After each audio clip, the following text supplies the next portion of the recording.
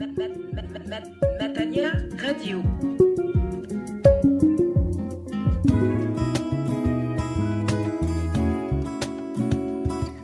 Auditeur de Radio Matania, c'est le moment de la prédication, et la prédication que j'introduis a pour titre « Le bonheur selon Jésus-Christ » et pour texte de référence plusieurs passages du livre d'Apocalypse. C'est une prédication du pasteur Claude Messinibazi. Qu'est-ce que le bonheur? Si tu es heureux, quels en sont les fondements? Et la définition également, le but du livre d'Apocalypse sont différents éléments qui seront passés en revue et révélés au travers de cette prédication que je vous recommande vivement. Que le Seigneur vous bénisse, que le Seigneur vous garde et vous enrichisse. Soyez bénis.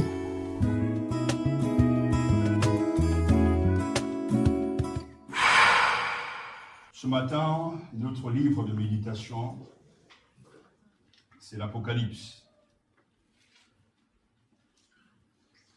Nous allons lire plusieurs passages. Et notre thème sera le bonheur selon Jésus-Christ. Avant donc de voir ensemble le bonheur selon Jésus,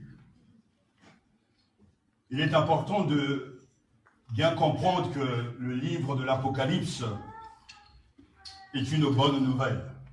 C'est un livre d'espérance, un livre pour reconforter les croyants.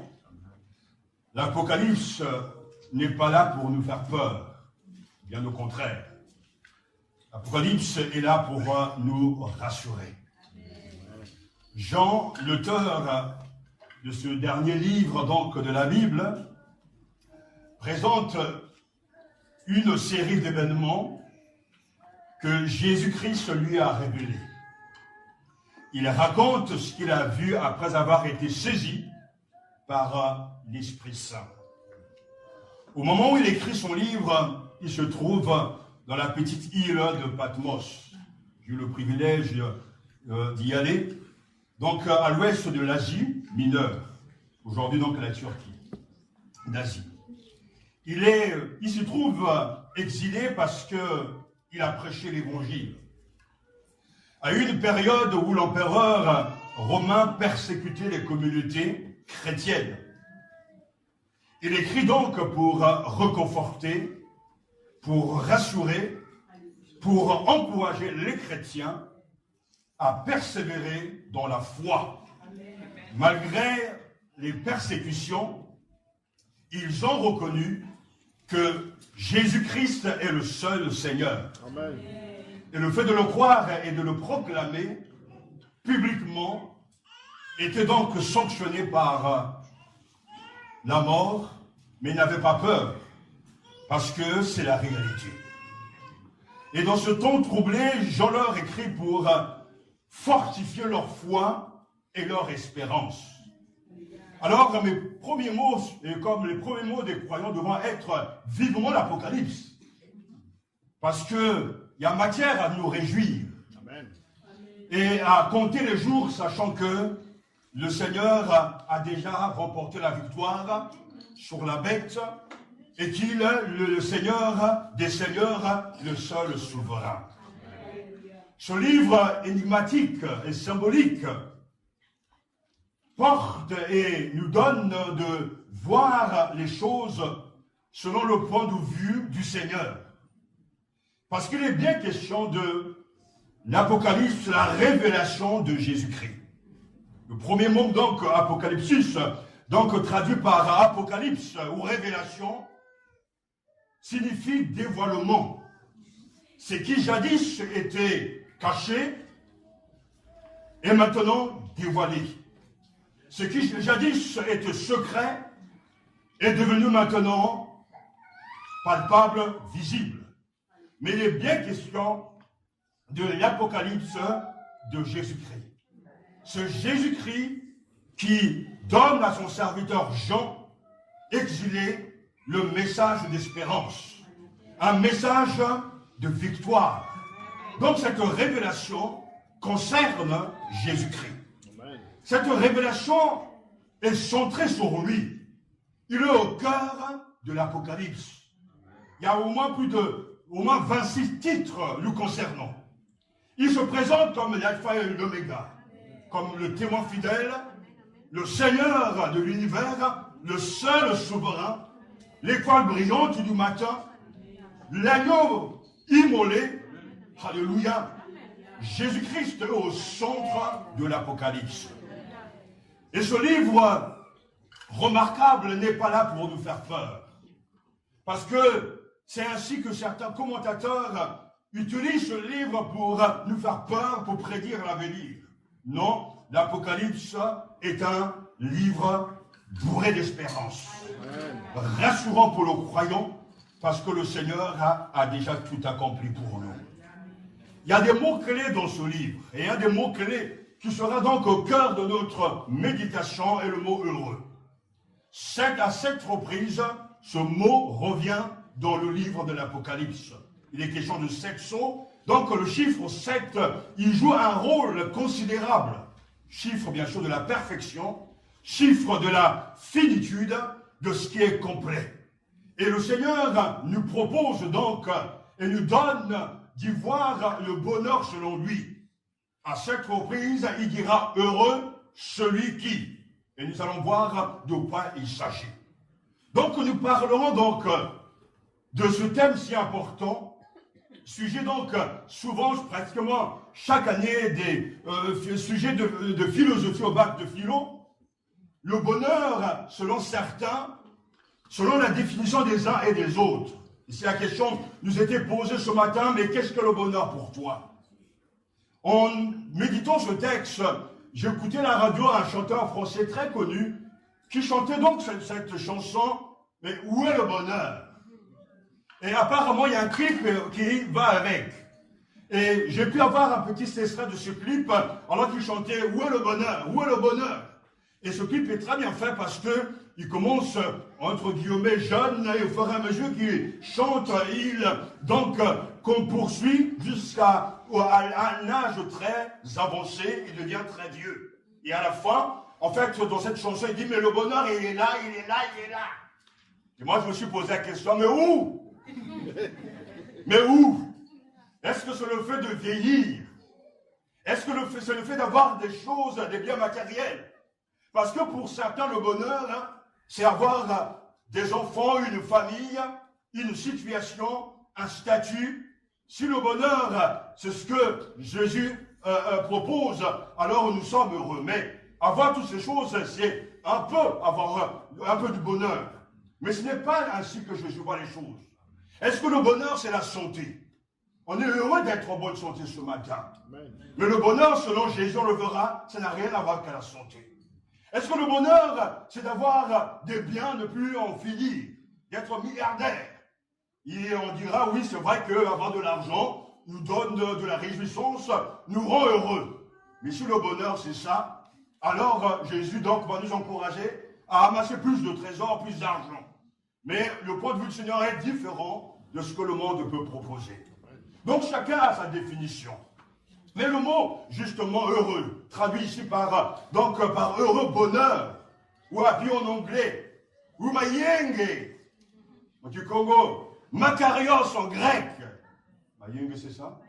Mayangi plutôt, voilà. Je me disais qu'il y a bien quelque chose, merci beaucoup. Mayangi. Donc, est béni, on peut le rendre ainsi, heureux, bravo. Nous connaissons les béatitudes de notre Seigneur dans le sermon sur la montagne, heureux. Il montre bien, il dit bien que c'est un constat. Heureux celui qui a le cœur pur, par exemple, car il verra Dieu. Et on pourra rendre ce mot heureux par bravo. Tu as de la veine, tu es béni. Oh, vénard, tu es béni par Dieu. Bravo, où vive le Seigneur, heureux, heureux, heureux. Est-ce que ce matin tu es heureux? Est-ce que tu es heureuse? Mais si tu es heureux, quels sont les fondements, les bases de ton bonheur? Pourquoi tu es heureux? Qu'est-ce qui fait ta joie? Qu'est-ce qui comble ton cœur? Jésus nous partage le bonheur selon lui. Et la première béatitude promet le bonheur à quiconque, chapitre 1, verset 3. Heureux celui qui lit et ceux qui écoutent les paroles de la prophétie. et garde ce qui s'y trouve écrit, car le temps est proche. Le bonheur selon Jésus commence là. Heureux, Makarios, bravo, tu es béni. Toi qui lis et toi qui écoutes les paroles de la prophétie et garde ce qui s'y trouve, car le temps est proche. On est loin de la définition du bonheur selon l'homme.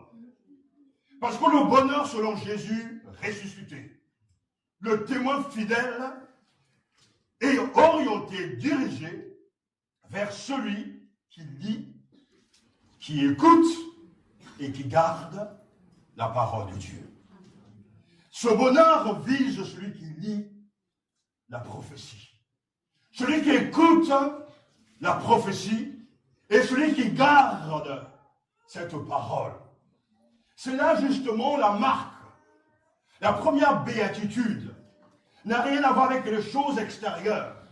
Mais la première béatitude est centrée sur les Écritures. Et heureux celui qui lit. Et heureux celui qui écoute. Et heureux celui qui garde, c'est-à-dire qui obéit à tout ce que Dieu dit. Et c'est pour ça que Jean va écrire à celui qui nous aime, qui nous a délivrés de nos péchés par son sang, et qui a fait de nous un royaume des sacrificateurs pour Dieu son Père, à lui la gloire et le pouvoir au siècle et des siècles. Amen. Oui, nous sommes heureux, parce que nous avons la Bible. Nous sommes heureux, parce que nous écoutons la parole de Dieu. Nous sommes heureux parce que nous gardons ce que la Bible nous enseigne. C'est pour ça que nous pouvons dire à celui qui nous aime. Parce que oui, il a permis que nous ayons accès à cette parole. Nous devons être surpris ce matin parce que oui, la première béatitude promet le bonheur à quiconque qui lit, écoute et garde. Et on le verra bien que c'est ainsi dans ce livre, l'Apocalypse, où il est question de garder la parole de Dieu. Il est question de persévérer dans la parole de Dieu. Il est question de demeurer dans la parole de Dieu. Et là déjà même, on reconnaît la trace de Jean qui dans son évangile nous parle de demeurer dans la parole, de vivre en Jésus-Christ, de garder les paroles du Maître. Et heureux celui donc qui lit. Le fait de lire, le fait d'écouter et le fait de garder fait le bonheur du vrai croyant. Alléluia. Jésus lui-même le dira dans Jean chapitre 14, verset 23. Si quelqu'un m'aime, il observera ma parole et mon Père l'aimera. Nous viendrons à lui et nous établirons chez lui notre demeure. Si quelqu'un m'aime, il observera ma parole et mon Père l'aimera. Nous viendrons à lui et nous établirons chez lui notre demeure. Donc la première béatitude nous montre le caractère du vrai disciple. Il lit, il aime lire, les temps des verbes nous poussent à dire il lit sans cesse. Il écoute sans cesse et garde sans cesse la parole de Dieu. Et son bonheur et sa réjouissance, c'est de la méditation de ce merveilleux livre. Nous l'avons vu ce vendredi lorsque nous avons donc commencé l'étude sur la méditation. Et le psaume 1, comme Josué chapitre 1, nous dit « Heureux l'homme qui médite nuit et jour, qui prend plaisir dans la loi de l'Éternel, qui la médite nuit et jour. » Donc son bonheur ne découle pas des choses, des biens, des possessions, mais sa joie de vivre découle de la méditation de la loi de l'Éternel. Sa joie découle parce qu'il prend plaisir à la parole de Dieu. Vous savez, il y a un réel bonheur à lire la Bible. Ce livre est succulent pour l'homme spirituel. Et j'insiste sur le fait que l'homme charnel ne comprend rien. Il peut s'ennuyer, il va même s'endormir lors des prédications même très enflammées. Parce qu'il ne prend pas plaisir à la loi de l'Éternel. Mais heureux l'homme qui médite ce texte nuit et jour et qui garde ses paroles, car il portera du fruit en chaque saison. Et Jean nous dit, oui, heureux celui qui lit, écoute et garde. Qu'est-ce qui vous reste ce matin de tout ce que nous avons pu entendre et lire des mois passés? Le vendredi, c'est dommage pour vous que vous saviez que vous n'étiez pas là. Parce qu'on a projeté une petite vidéo d'une petite fille de 4 ans qui récitait des versets par cœur. Qui savait qu'elle connaissait par cœur le nombre et la place des livres de l'Ancien Testament. Et à la fin, j'ai pu comprendre que certains avaient honte. Mais il y a de quoi avoir honte. Parce que si réellement nous aimons Jésus, et c'est ce que Jésus dit, si quelqu'un m'aime,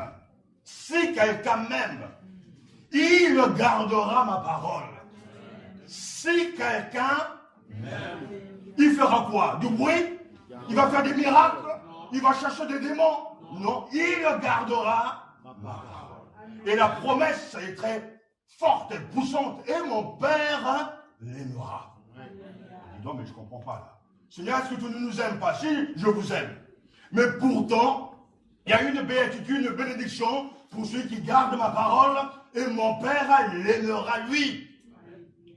Nous viendrons vers lui, chez lui, et nous ferons notre demeure chez lui. Mais si avec ça vous n'êtes pas encouragé, c'est grave. Parce qu'il y a de quoi lire et écouter la parole de Dieu. Jésus promet de venir chez toi avec son Père. Mais ça, c'est une bonne visite, ça. Amen. Alléluia. Alléluia. Le bonheur selon le Seigneur, est là déjà. Heureux celui qui écoute. Et c'est pour ça que j'aimerais tellement encourager les croyants, parce que si réellement ton bonheur est là, et que tu as compris cette première béatitude, ta joie sera grande. À venir aux études bibliques, tu te prendras plaisir à lire la parole de Dieu. Tu vas mémoriser les Écritures. Tu vas réciter la parole de Dieu. Parce que ton bonheur est là. On ne pourra pas vous l'expliquer plus, puisqu'il faut pratiquer ces choses. Garder sa parole. Ainsi dit le Seigneur à l'Église persécutée, aux croyants qui souvent baissent les bras. Heureux es-tu, toi qui lis, qui écoute et qui garde. Ensuite, la deuxième béatitude va aussi ce matin nous interpeller. Le Seigneur promet le bonheur à quiconque, chapitre 14, verset 13, et j'entendis une voix qui du ciel disait, écrit, heureux dès à présent ceux qui sont morts dans le Seigneur. Oui, dit l'Esprit, qui se reposent de leur labeur, car leurs œuvres les suivent. Alors c'est magnifique, heureux qui, dès à présent, ceux qui sont morts dans le Seigneur. Je ne sais pas si vous et moi, on va finir l'année. Mais ce n'est pas ça qui est important. Il s'agit là de mourir dans le Seigneur. Mais Seigneur, tu ne parles du bonheur et tu ne parles de la mort. Et oui, c'est le bonheur selon Jésus. Rien ne lui fait peur. Chapitre 1 d'Apocalypse dit que je suis le premier-né d'entre les morts. Je tiens les clés de la mort et du séjour des morts. Le Christ qui parle est celui qui a triomphé de la mort et du séjour des morts. Et il promet à son disciple heureux, dès à présent, ceux qui sont morts dans le Seigneur. Oui, dit l'Esprit, qui se reposent de leur labeur, car leurs œuvres les suivent. Heureux les morts qui s'endorment dans le Seigneur. Il faudra relire, en tout cas, tout le contexte où on montre vraiment qu'il y a les 7 trompettes qui annoncent le temps de jugement. Mais pourtant, au milieu de cette agitation, il y a cette béatitude, il y a ce bonheur, il y a cette certitude, il y a ce bravo à ce disciple, ceux qui meurent dans le Seigneur. Alors, l'année 2017 a commencé. Seigneur, je ne sais pas si je vais finir, mais quoi qu'il en soit, ma joie, c'est de savoir qu'en mourant en toi, je mourrai dans la joie, dans le vrai bonheur. C'est pour ça que dans ce chapitre, la vision des 3 anges exhortait la persévérance des saints, ceux qui gardent les commandements de Dieu et la foi en Jésus, verset 12. Tel est l'enjeu de tout ce texte. Choisir Dieu ou la bête, Dieu ou l'idole, le créateur ou le séducteur. Alors à chacun de prendre sa décision. Et pourtant, le Seigneur nous donne de regarder les choses en face. La mort attend les croyants. La mort attend tous les croyants. Mais le bonheur est là pour ceux qui meurent dans le Seigneur. Heureux. Désormais les morts qui s'endorment dans le Seigneur, qui se reposent de leur peine, car leurs actes les suivent. Vous voyez les raisons de ce bonheur. Il dit simplement, soyez fidèles et courageux. Dit nos textes, car votre vie s'ouvre sur l'éternité et le repos de Dieu. Le chrétien qui a travaillé toute sa vie à faire reculer le mal et à témoigner de Jésus-Christ peut entrer dans le repos de Dieu. Alléluia. Lui qui a travaillé, qui a gémi, qui a souffert, lui qui a supporté tant de choses au nom du Seigneur, alors il peut s'endormir en paix, car Jésus lui dit, leurs œuvres les suivent. Donc on ne va pas seul dans le tombeau. On y est accompagné de nos œuvres, de nos actes. Tout ce que nous sommes en train de faire est écrit dans notre livre. Vous savez que l'Apocalypse parle que chacun a son propre livre, les livres vont être ouverts. J'ai mon livre à moi, tu as ton livre à toi. Et tout ce que tu dis, tout ce que tu fais, tout est écrit. Et un jour viendra, on va ouvrir ce livre. Donc, il n'y a rien de caché qui ne sera pas su. Il n'y a rien de caché qui ne sera pas répété sur la place publique, à moins de te réconcilier avec le Seigneur. Donc, ne croyons pas être plus intelligents que le Créateur. Un jour, sachez-le, regardons la réalité en face, mais avec joie, le jugement attend chacun d'entre nous. Et chacun devra rendre compte au Seigneur pour sa vie sur cette terre. Jésus dit, heureux ceux qui meurent dans le Seigneur. Dans le Seigneur. Pas dans l'abondance. Pas dans les biens matériels. Pas dans les logements. Pas dans les voitures. Pas dans les sports. Mais ceux qui meurent dans le Seigneur. En communion avec le Seigneur. Oui, dit l'Esprit, qui se reposent de leur labeur.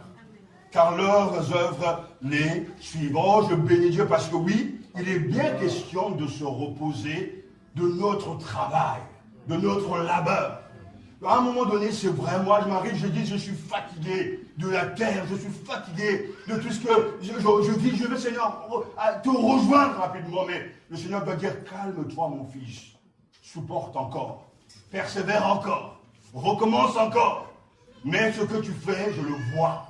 Ce que tu fais, je vois tout ça. Ce que tu dis, je l'entends également. Et je bénis Dieu parce que même dans le soupir inexprimable, le Seigneur voit tout. Amen, amen. Le travail que l'on fait en secret, que les gens de fois ne reconnaîtront jamais, le Seigneur voit tout cela. Amen. Nos larmes que nous versons, parce que nous nous sommes sacrifiés pour sa cause, le Seigneur voit tout cela. Et le jour viendra quand la trompette sonnera, nous irons dans le cercueil, accompagnés de nos œuvres. C'est pour ça que rien ne sera perdu. Amen. Tu donnes un verre d'eau plus petit, cela te sera rendu. Amen. Et tout à l'heure, on l'a répété, mon épouse a dit oui, le mot d'ordre de l'année, faites du bien aux autres. Ce que vous voulez que les hommes fassent pour vous, faites-le pour eux-mêmes. C'est la loi, elle est. Et j'insiste sur c'est la loi, elle est. Chacun de nous a ses œuvres. On peut choisir de faire du bien à nos proches, c'est bien. Mais Jésus nous pousse à aller beaucoup plus loin. Les œuvres dont il est en train de nous parler, il faut le comprendre dans le contexte de l'Apocalypse. Apocalypse chapitre 2 et 3, où il s'adresse à ces églises en Asie mineure. Et à chaque église, aux 7 églises, donc une fois de plus le chiffre 7. C'est un mot de la perfection, de la totalité, de la finitude de ce complet. Le Seigneur va éprouver, observer chaque église. Et il relève là des éléments incroyables, soit une critique, soit des éloges, soit des reproches, soit une exhortation, soit des promesses. Mais les œuvres dont il est question, c'est celui qui travaille pour le Seigneur. Celui qui persévère dans les choses de Dieu. Celui qui ne supporte pas les méchants. C'est ce que le Seigneur dit à l'église d'Éphèse. Et il dit aussi justement, toi qui souffres à cause de mon nom, lorsqu'il s'adresse à l'église de Cyrne. Et à Pergame, il dit, demeure fidèle à Christ, toi qui n'as pas renié ta foi. C'est une bonne œuvre. Le sans compromis. À l'église de Thyatire, il dira, oui, je connais ton amour. Je connais ta foi. Je connais ton service. Je connais ta persévérance. Ah, j'ai plus qu'avant. Les bonnes œuvres. Tout ce que nous faisons pour sa gloire. À l'église, donc, à Sardes, il dit, mais œuvre à la réputation d'être vivant. Tu as la réputation d'être vivant. Et c'est vrai, c'est une bonne œuvre d'être vivant dans le Seigneur. Amen. Et à l'église de Philadelphie, garde la parole de Christ. Et tu n'as pas renié mon nom. Ainsi, toutes ces œuvres doivent caractériser le croyant. Labeur et persévérance. Détresse et pauvreté. Amour, foi, sens du service persévérant. Nous sommes en train de persévérer. Souvent avec des larmes. Mais nous moissonnerons avec chant d'allégresse. Parce que le Seigneur promet de nous récompenser au dernier jour. Heureux ceux qui meurent dans le Seigneur. Où est le bonheur? Il est là. Ensuite, le Seigneur promet le bonheur à quiconque. Chapitre 16, verset 15. Voici, je viens comme un voleur. Heureux celui qui veille et garde ses vêtements pour ne pas aller nu et laisser voir sa hanche. Voici, je viens comme un voleur.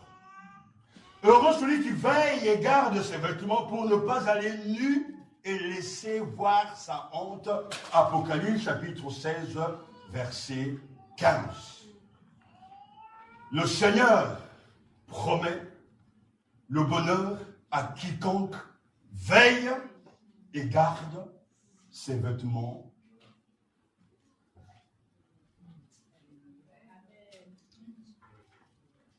Je voulais ajouter pur, et c'est vrai, mais c'est celui qui garde ses vêtements. Le vêtement est là pour nous protéger du regard des autres. Pour qu'on ne puisse pas voir la bizarrerie que le corps humain. Le vêtement nous permet de passer pour des gens bien. Quand tu es bien habillé, c'est agréable et c'est rassurant. Le chrétien, spirituellement, doit être aussi habillé. Mais habillé du vêtement blanc que seul Jésus donne. Et sachez-le même si vous ne le croyez pas, ce que vous voyez là, quand vous vous regardez même, ce n'est rien, ce n'est qu'une enveloppe. Votre vrai moi est au-dedans. C'est votre esprit. C'est votre cœur. C'est votre âme. Et spirituellement, à l'instant même, maintenant, je vous parle, soit vous êtes nu, soit vous êtes habillé. Et entre parenthèses, dans le monde de la sorcellerie, ceux qui pratiquent ces choses sont souvent nus dans le monde spirituel. Mais le chrétien, lui, est habillé d'un vêtement blanc. Un vêtement pur, bien sûr, c'est symbolique. Mais il appartient à un autre. Et chacun de nous a son vêtement. J'espère pour vous que votre vêtement est propre. Et Jésus dit, heureux, celui qui veille et garde ses vêtements. Parce qu'on ne peut pas porter les vêtements, ces mêmes vêtements constamment. On doit se déshabiller, se doucher et changer de vêtements. Mais le chrétien, lui, est habillé d'un vêtement qui ne s'use pas. Un vêtement qui ne peut pas se salir quand ce vêtement lui a été donné par le Seigneur. C'est pour ça que Jésus dit, heureux celui qui veille et garde ses vêtements, c'est-à-dire celui qui se maintient, qui reste loin de l'impureté, qui ne se salit pas, qui ne se vautre pas dans le mal, dans le péché, mais qui craint l'Éternel. Parce que quand Jésus va revenir, même si tu es dans ta douche nue, mais si tu es réellement en communion avec lui, il te prendra comme tu es. Et tu n'auras pas à avoir honte de ta nudité, non, parce que le vêtement qu'il te donne est un vêtement spirituel. Amen.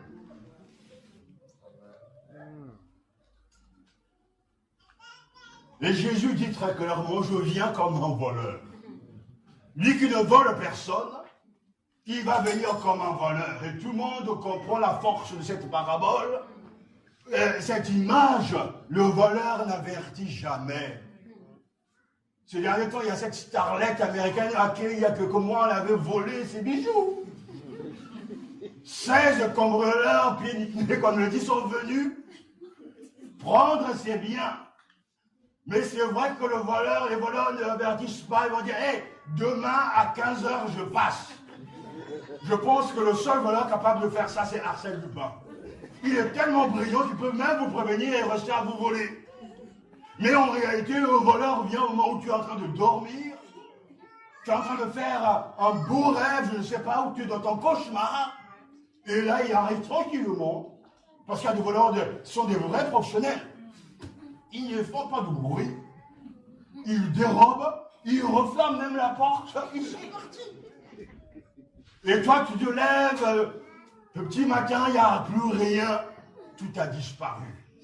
Jésus dit, je viens venir comme un voleur. Donc, tu ne sais pas à quel moment il va venir. Mais ce n'est pas ça qui est important. Ce qui est le plus important, c'est que tu sois prêt à être enlevé. Si on savait réellement à quel moment Jésus allait venir, revenir, mais tout le monde va se préparer. On pourra même faire passer le tueur à nos proches, tu sais. Ça sera ah ouais. Alors je vais pêcher entre-temps. Et le 25 du mois en question, je me prépare. Ça ressemble les gens comme au temps de Noé. Noé est en train de construire l'arche. Et d'autres mangeaient, buvaient, se mariaient. Ils étaient des enfants. La vie courante. Une vie normale. Jusqu'au jour où Noé entre dans l'arche. Et c'est le déluge. C'est la fin de l'humanité. Et le renouvellement avec les 8. C'est l'inattendu. La soudaineté. Il viendra comme un valeur. Mais Jésus dit heureux. Celui qui veille. Et garde ses vêtements. Ainsi, nous dit la Bible, le vainqueur portera-t-il des vêtements blancs. Je n'effacerai pas son nom du livre de vie et j'en répondrai devant mon Père et devant ses anges. Ah, Apocalypse chapitre 3, versets 4 à 5. Et c'est fort, mais soulignez ces passages parce que c'est fort. Quand il s'adresse à Sardes, il dit, mais tu as quelques personnes qui n'ont pas souillé leurs vêtements. Elles m'accompagneront vêtues de blanc, car elles en sont dignes. Ainsi le vainqueur portera-t-il des vêtements blancs. Je n'effacerai pas son nom du livre de vie. Et il ajoutait, j'en répondrai devant mon Père. Écoutez bien, et devant ses anges. J'ai des anges. J'ai des anges.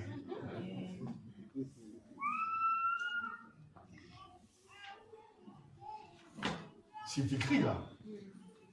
J'en répondrai devant mon Père et devant ses anges. Vous avez du mal à croire ça. Si nous sommes jusqu'ici, si je suis encore jusque-là, parce que je sais, je connais la valeur des anges. Je suis un survivant. Et Dieu m'a toujours protégé. Et je le redirai toujours, même si ça fatigue les oreilles des gens. Parce que c'est vrai. Je rends témoignage à mon Seigneur. Amen, amen, amen. J'ai traversé tant de difficultés, tant de moments difficiles. À l'hôpital, mon cœur s'arrête et me réveille. Constamment, la mort m'a poursuivi. Mais Dieu a su me protéger. Parce que l'ange éternel campe autour de ceux qui le craignent. Et il est arrivé avec beaucoup d'humilité de voir que l'ange éternel est là pour te soutenir, pour t'encourager. alors tu es près de voir, avoir des pensées de suicide, mais l'ange éternel est là pour te protéger. Et tous les enfants de Dieu sont protégés par les agents secrets de Dieu, les anges. Amen, amen, amen. Et vous savez, ils sont ici. Hein. Amen.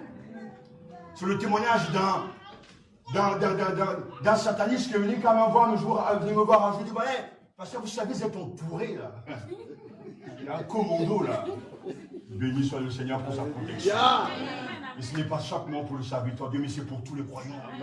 Vous pensez qu'avec les forces du mal qui sont à l'œuvre, la bête dont nous parle l'Apocalypse, vous pourrez tenir contre le diable et sa fureur, le dragon?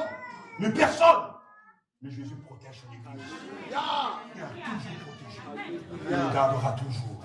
Alors heureux celui qui veille et garde ses vêtements.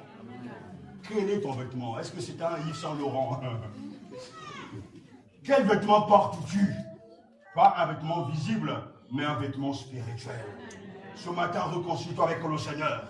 Confesse tes péchés. Viens au pied de la croix. Reçois le Christ comme ton Seigneur et ton Sauveur. Et sois prêt à être enlevé avec lui dans la gloire. Car il va venir comme un voleur. Nous sommes dans une génération où il y a beaucoup d'insouciance. Ou excusez-moi, on nous baratine. On nous fait perdre du temps sur beaucoup de choses, des détails. On nous donne une vision très déformée de la réalité.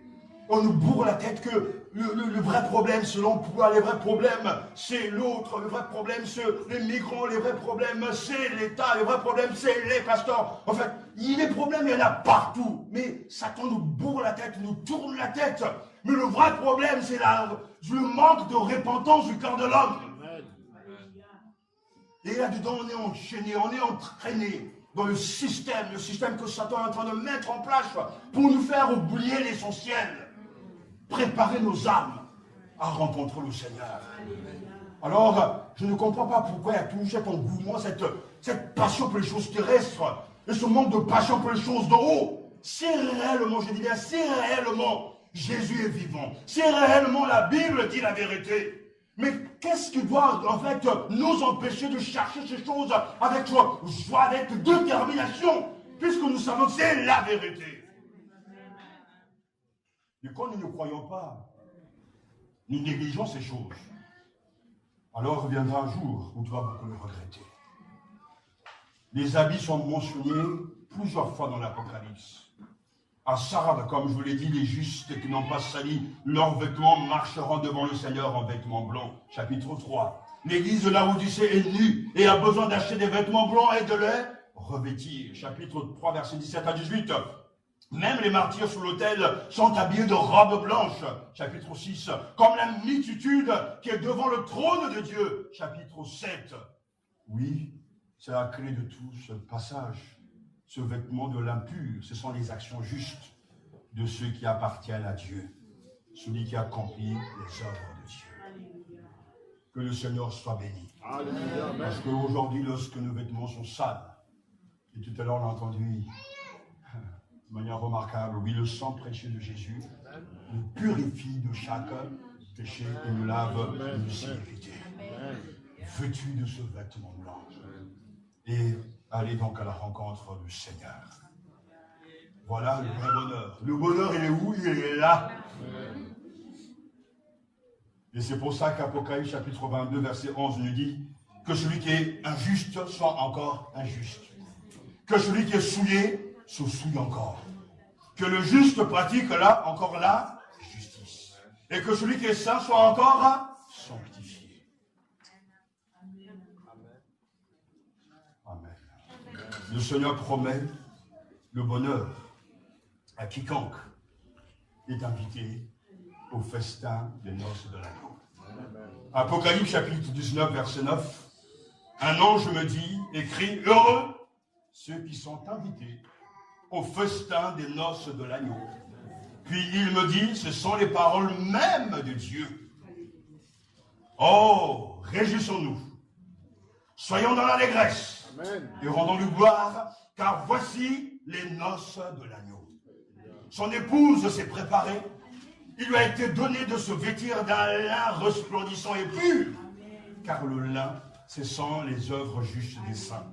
Un ange me dit, écrit, heureux ceux qui sont invités au festin des noces de l'agneau. Qu'il me dise, ce sont les paroles même de Dieu. La joie ici, c'est d'être invité. Amen. Mais quelle invitation pour les noces de l'agneau. Oh, quel jour merveilleux.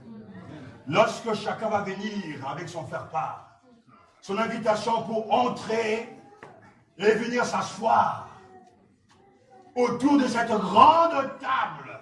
L'esprit ne peut pas comprendre ces choses.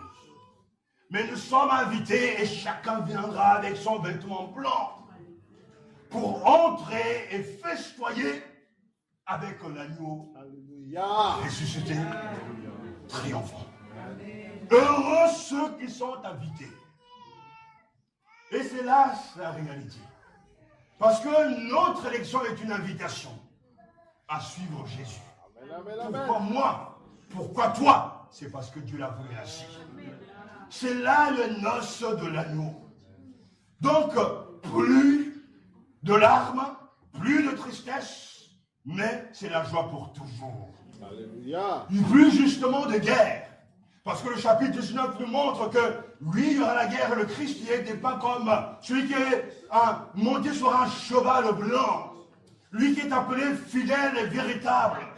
Son nom est parole de Dieu. Et son titre est roi des rois et seigneur des seigneurs. Et son arme est une arme épée acérée qui sort de sa bouche. Il lui suffit de parler pour gagner. Mais viendra un jour où le guerrier triomphant va accueillir dans sa maison ses enfants, Alléluia. son peuple, ses serviteurs. Heureux ceux qui sont invités au festin des noces de l'agneau. Cela nous donne beaucoup d'encouragement, parce que ça sera une fête Amen. qu'on ne peut même pas expliquer. C'est du jamais vu. Ça va faire le buzz dans le ciel, parce que tout ce qui sera tellement remarquable. Vous imaginez que celui qui est doux et humble de cœur nous prépare un festin, mais c'est bien fait, Amen, amen. c'est minutieux, Amen, amen. c'est succulent. Amen. Tu ne vas pas prendre, je ne sais pas, une bouchée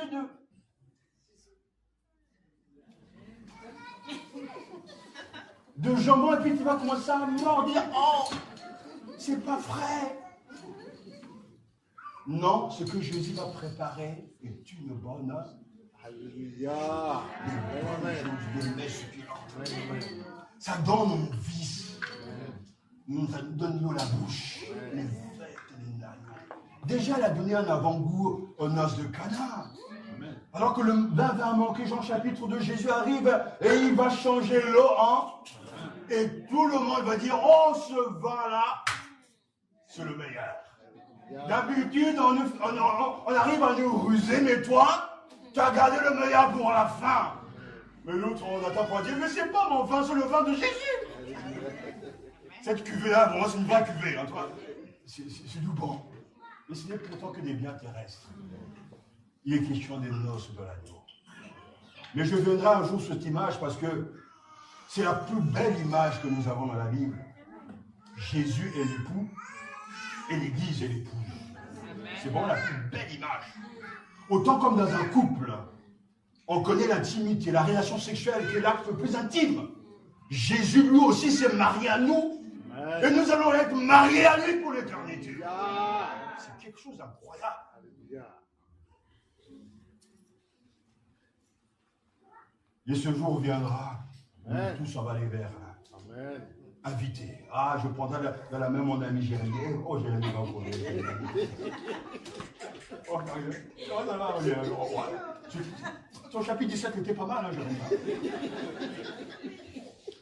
Les noces de la nuit. Alléluia. Heureux, le bonheur est là Amen. pour ceux qui sont invités. Ensuite, Jésus nous dit, il promet le bonheur à quiconque, chapitre 20, verset 6. Heureux et saints ceux qui ont part à la première résurrection. Sur eux, la seconde mort n'a pas d'emprise. ils seront prêtres de Dieu et du Christ et régneront avec lui pendant les 1000 ans. Alléluia. Amen. Heureux ceux qui ont part à la première résurrection. Sur la seconde mort, et la seconde mort, c'est la pire, c'est-à-dire c'est la damnation éternelle. C'est-à-dire la séparation avec le Seigneur pour l'éternité. La seconde mort n'aura pas d'emprise sur eux. Ils seront prêtres de Dieu et du Christ et régneront avec lui pendant les 1000 ans. Alléluia. Et c'est pour cela que, amen, mon frère, oui, Paul l'exprime très clairement dans 1 Corinthiens chapitre 15, versets 22 à 23, comme tous meurent en Adam, en Christ, tous recevront la vie. Mais chacun a son rang, d'abord les prémices, Christ, puis ceux qui appartiennent au Christ lors de sa venue. Alors on voit bien qu'il y a une première mort, et tout le monde a le droit. Et il y aura bien sûr une première résurrection, ensuite une seconde mort. Après donc le jugement, les uns seront séparés pour de bon de leur Créateur. Sachez-le, peut-être pour certains c'est une bonne nouvelle, vous êtes des immortels. Amen. Tu as raison mon frère, mais savoir où tu vas passer ton immortalité aussi. L'éternité, ça c'est encore autre chose. Parce que tout le monde, c'est la bonne nouvelle, tout le monde va mourir. Mais tout le monde va ressusciter pour le jugement et pour les récompenses. Ensuite viendra la seconde mort, la plus terrible. La fin de la grâce, la fin de l'opportunité de se convertir, la fin de croire en Jésus, c'est la mort, la damnation éternelle. Et les souffrances qui existeront dans le séjour des morts, dans la mort même, c'est le fait d'être éloigné du Créateur. Donc même dans ce monde-là, si on imagine, les gens pourront continuer à faire ce qu'ils veulent, mais ils seront damnés pour l'éternité. Et croyez-moi, tout se joue maintenant. Parce qu'après la mort, il n'y a plus rien.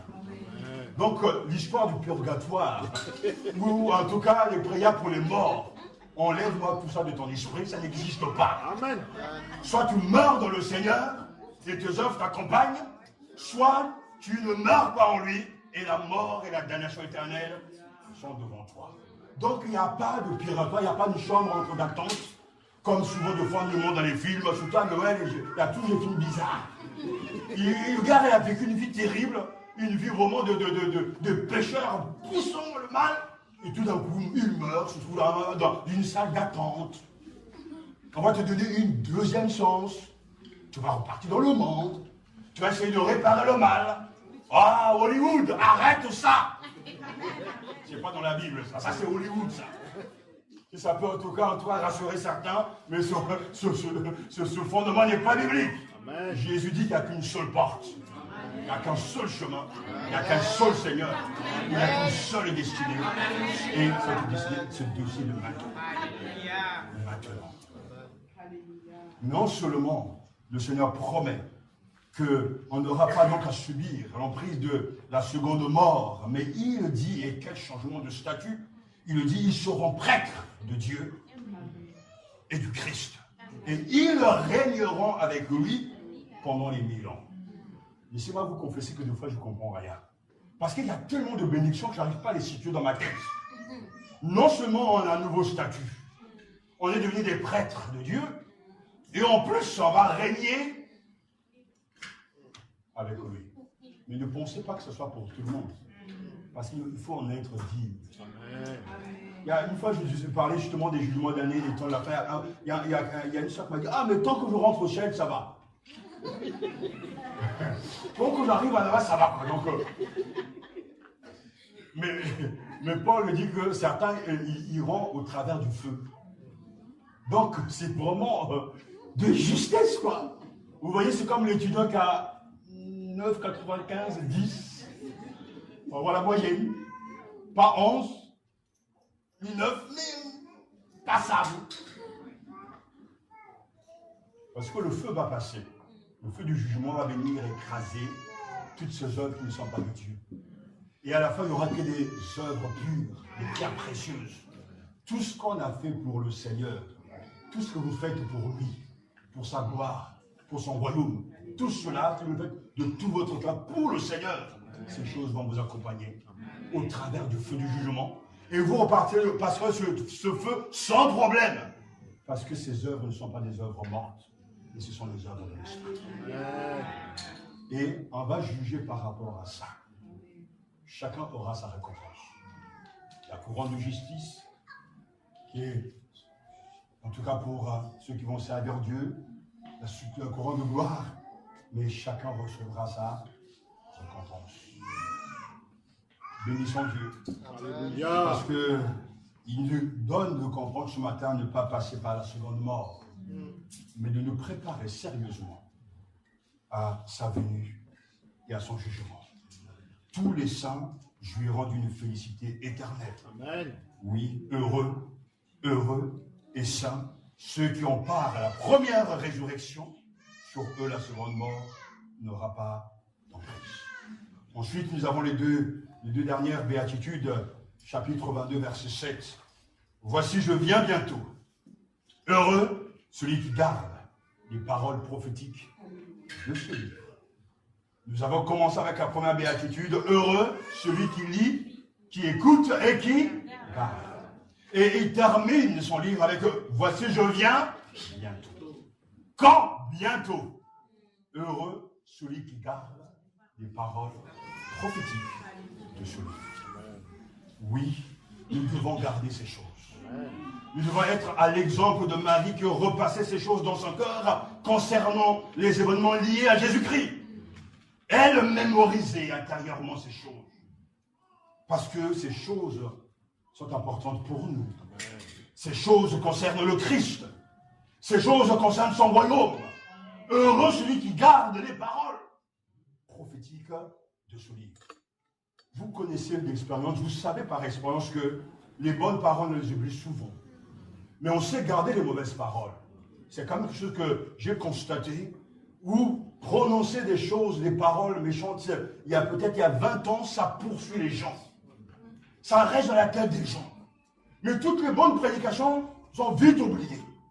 Et souvent, les problèmes, quand j'arrive dans une église, on voit bien que tiens, mais ce problème il a existé il y a 10 ans, 15 ans, mais pourquoi c'est toujours là? Mais parce que ça, on a réussi à le mémoriser. Mais où est la place pour la vérité, la parole de Dieu?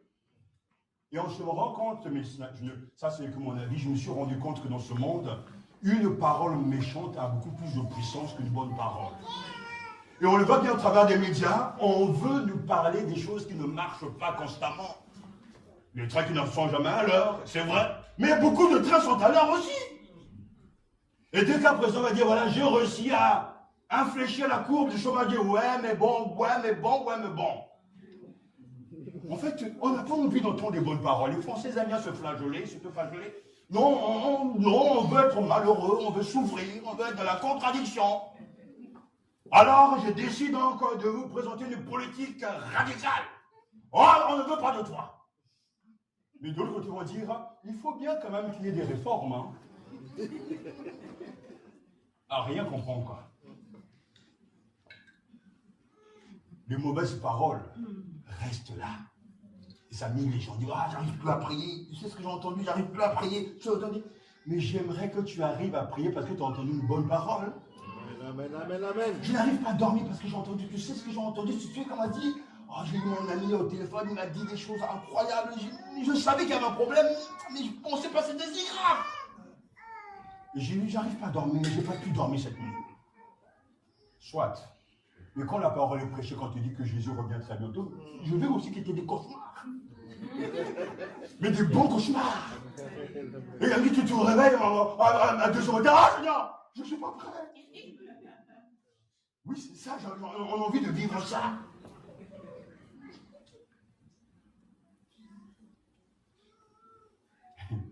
Comme quelqu'un, je connais, commence à mettre de l'ordre à la maison, ça, je range ça, je range. Ça sert à rien de ranger ce qui est extérieur. Il faut ranger ton cœur.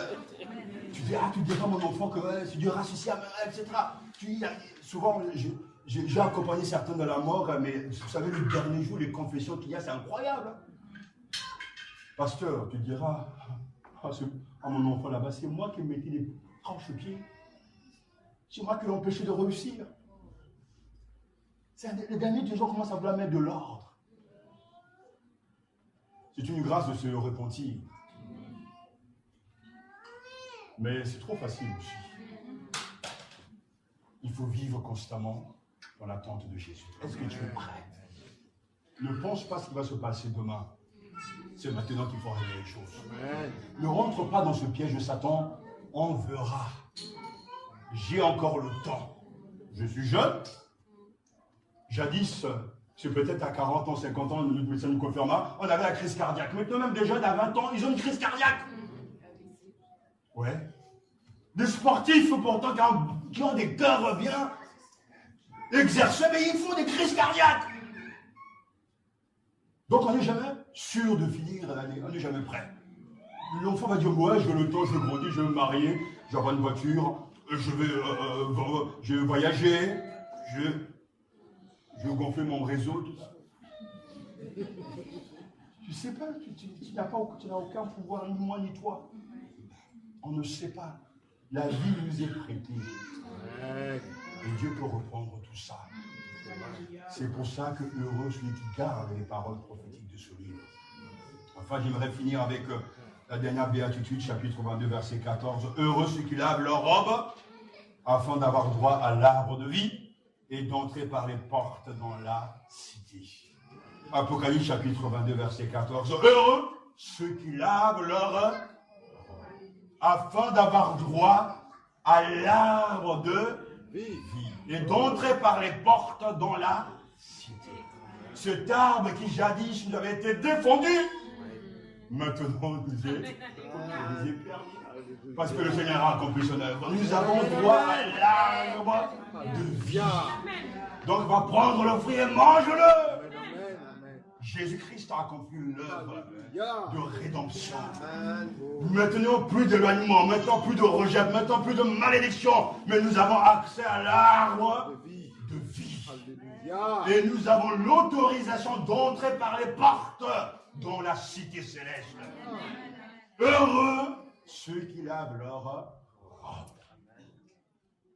afin d'avoir droit à l'arbre de vie. Frères et sœurs, ça, c'est le bonheur selon Jésus. Amen. Le bonheur est là. Il est là dans une vie de sainteté, avec une vie de sainteté. Le bonheur, c'est la persévérance. Le bonheur, c'est la sanctification. Le bonheur, c'est la joie d'être avec le Seigneur. Le bonheur, c'est le fait d'être invité aux noces de l'agneau. Le bonheur, c'est de garder, de serrer dans le cœur les paroles de Dieu. Oui, le bonheur, il est là. Le bonheur, c'est d'avoir lavé nos robes dans le sang précieux de Jésus, c'est-à-dire dans son œuvre de rédemption. Jésus-Christ est le centre de l'Apocalypse.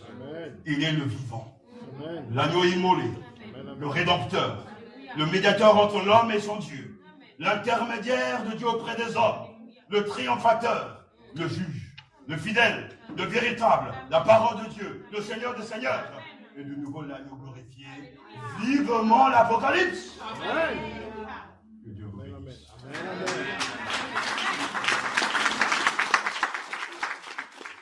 Nous allons prier.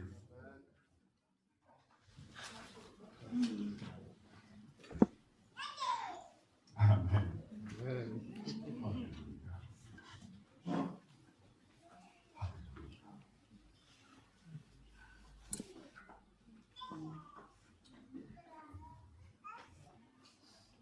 Approchons-nous du Seigneur. Et mettons les choses en règle. Tout le monde ici veut être heureux. C'est un vrai programme. Et nous encourageons vraiment à trouver le bonheur selon Jésus. Amen. Non pas dans les choses, mais c'est Jésus le vrai bonheur. Amen. Sa parole. Alors, prie vraiment dans ton cœur. Ouvre ton cœur à sa parole. Reçois ces paroles dans ton cœur et dans ton esprit. Garde ces paroles. Réveille-toi de ton sommeil. Toi qui es tiède, sois bouillant. Toi qui jadis étais infidèle, deviens fidèle. Mais il est temps de se réveiller de son sommeil. Il est temps d'être renouvelé par son esprit dans l'homme intérieur. Seigneur, mes vêtements, jadis étaient sales, mais je me laisse purifier par toi. Je n'étais pas encore prêt, Seigneur, mais maintenant, je me prépare. Je mets de l'ordre dans mon cœur, dans ma vie, dans mon foyer. Je mets de l'ordre dans ma relation avec les autres, Seigneur. Je mets de l'ordre dans ma vie, simplement. J'ai négligé ta parole. J'ai négligé tes intérêts. J'ai te rejeté. Je n'ai pas gardé ta parole. Mais Seigneur, pardonne-moi. Oui, l'esprit de repentance a commencé à œuvrer dans cette salle depuis le commencement de ce culte. Alors que cet esprit travaille. Seigneur, je vais être prêt quand tu reviendras comme un voleur. Je vais être vêtu et non pas nu lorsque tu sonneras la porte de mon cœur. Amen. Seigneur, me voici, prends-moi comme je suis. Lave-moi, nettoie-moi. Donne-moi de porter un vêtement blanc. Donne-moi d'habiter dans ta maison. Donne-moi d'habiter et de vivre ta parole. Amen. Seigneur, œuvre au plus profond de mon esprit. C'est là mon désir. Crée en moi ce désir puissant de chercher les choses d'en haut. Seigneur, délivre-moi des choses matérielles, de tout ce qui est en train de m'embrouiller l'esprit et qui m'accapare. Seigneur, concernant des choses secondaires, non. Seigneur, libère-moi de toutes ces choses qui me tiennent et qui m'empêchent de courir vers toi. Donne-moi d'aimer ton nom. Donne-moi de t'aimer, d'aimer ton église, d'aimer faire des bonnes choses, de poser des actions, Seigneur, concrètes, te concernant, mais concernant mes frères et sœurs dans la foi. Donne-moi de vivre la règle d'or, de faire du bien aux autres. Oui, Seigneur, je me convertis à ce moment. Je m'approche. Je crois que tu m'accueilles. Parce que tu l'as dit, et je te prends au mot, ton cœur est doux et humble. Ton cœur est compatissant. Seigneur, reçois-moi et change ma vie. Prie ainsi, demande au Seigneur et crois qu'il est en train de le faire. Parce que lui-même a dit, je suis le témoin fidèle, le témoin véritable, digne de confiance. Au nom de Jésus. Au nom de Jésus. Père, nous te remercions pour ta parole. Amen. Nous te remercions pour ce programme que tu nous as donné, ce bonheur, le bonheur selon Jésus. Et nous te bénissons parce qu'il n'est pas dans ce que nous pensons être juste et vrai, mais il est dans ce que toi tu nous dis. Seigneur, nous acceptons ta définition du bonheur. Nous te remercions parce que ce n'est pas dans nos acquis, mais dans ce que toi tu nous donnes de faire et d'accepter en ton nom. Père, nous te louons parce que le salut n'a rien à voir avec nos âmes. Nous te remercions pour la rédemption de nos âmes. Je te remercie de ce que c'est toi qui as inscrit nos noms dans le livre de vie. C'est que toi, tu nous as donné des vêtements blancs pour chanter de louanges, ces vêtements de louange, ces vêtements de justice. C'est toi qui nous pousse à faire les choses pour toi et pour ta gloire. C'est toi qui nous inspires par ton esprit à aimer l'Église, à vouloir faire du bien aux frères et sœurs, à supporter le mépris, Seigneur, de foi et critique. Seigneur, nous te remercions parce que le Saint-Esprit nous tient. Le Saint-Esprit nous accompagne.